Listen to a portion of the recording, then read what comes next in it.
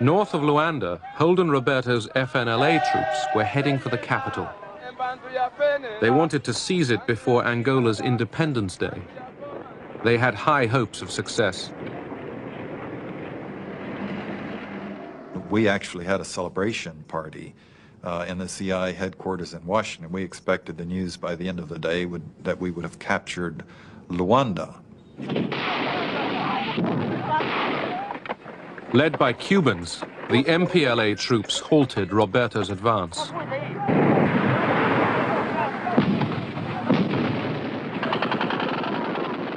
In the middle of the valley, about 2,000 122-millimeter rockets began landing. And we had nothing to answer with, and our forces broke and ran.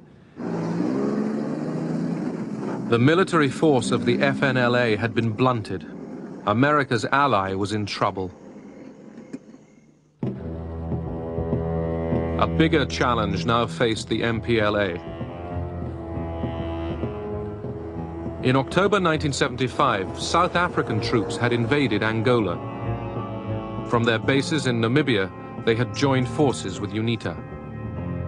We advanced approximately, I think, something like 80 kilometers a day. By this time, our troops were getting good. I mean, they were really getting on with it now. They were out of those vehicles and into assault formations, would shoot the hell out of these people, you see, and then they would back up and move because they didn't expect us. The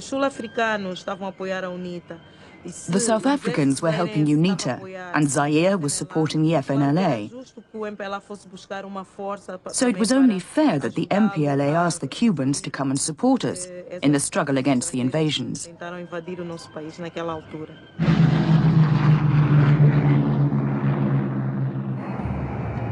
Just 2 days before independence, thousands of Cuban combat troops began arriving in Luanda. In Moscow, this was greeted without enthusiasm. It was only when the Cubans had landed that we got involved, because the Cubans kept asking us for help. They wanted weapons, they wanted food supplies. Once we started sending things to Angola, we were soon in over our heads, even though it wasn't in our plans to go there.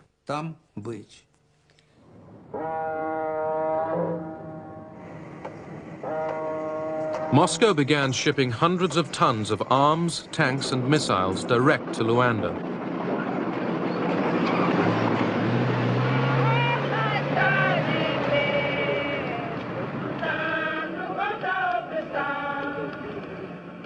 As the MPLA began rehearsals for Independence Day, battles were still raging just miles from the capital.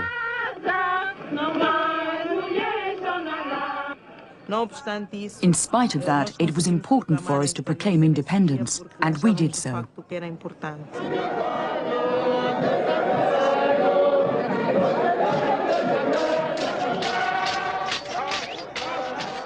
The MPLA celebrated Angola's independence in Luanda. Its enemies had failed to take the capital.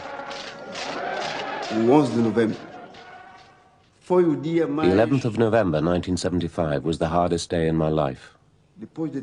I remembered the 14 years I'd been fighting. I remembered the dead, all those who had made sacrifices.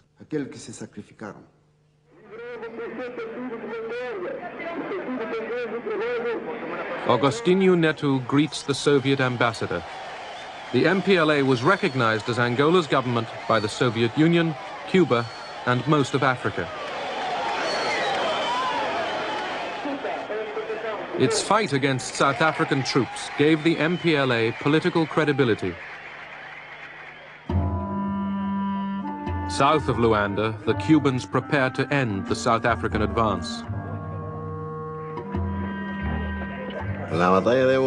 It was a decisive battle, because if they broke our defense, it would be very difficult then to stop them getting to Luanda. There were roads going to the north, roads going to the center, many roads, which would have made their advance very powerful and fast.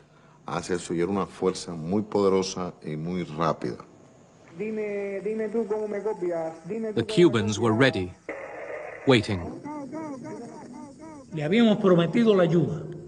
Angola would have been lost. Mobutu's troops were close to Luanda. The South Africans had penetrated over 1,000 kilometers. They were close to Luanda.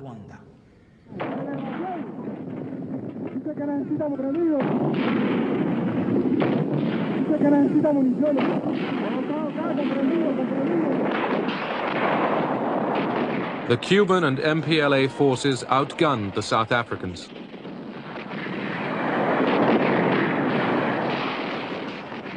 They were shot very badly. I just saw these lorries with blood dripping out of it. It wasn't very nice. And then to go and investigate, and for the first time to see they're actually your own troops. It wasn't very nice at all. They left everything on the field. Men, vehicles, weapons. It was a great victory over the South Africans. South African and American hopes of a quick victory over the MPLA were crushed. Washington was running out of options. Right after Vietnam, the American people in no way, and the Congress and the media, would put up with the U.S. putting its forces in to control the outcome of a country that none of the American people were interested in. The administration fell back on the CIA. It secretly provided money for Roberto and Savimbi to recruit mercenaries from Africa, America, and Europe.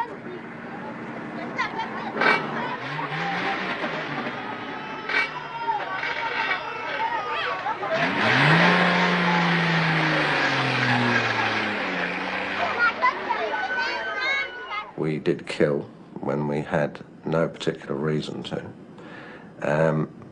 We tortured to achieve information that they probably didn't have, and this was not captured enemy soldiers. These were probably just local civilians. And that atmosphere permeated its way through the whole unit. We were just a loose band of bandits with a very dangerous leader and a few associates. Among the mercenaries, there were some very fine soldiers. Callan, for instance. I've seldom seen such a good soldier. He had phenomenal courage. He was a psychopath, a raving psychopath, and a couple of men right near him were psychopaths. 13 mercenaries were captured by the MPLA and put on trial. Callan and 3 others were executed. The CIA was still active. The Congress would have stopped us up front if we had not successfully lied to them, putting in arms, putting in advisors, bringing in South Africa. We kept it propped up for a while, but opposition was mounting. Still shocked by events in Vietnam, the Congress cut off additional CIA funds for Angola. This abdication of responsibility by a majority of the Senate will have the gravest consequences for the long-term position of the United States and for international order in general. A great nation cannot escape its responsibilities.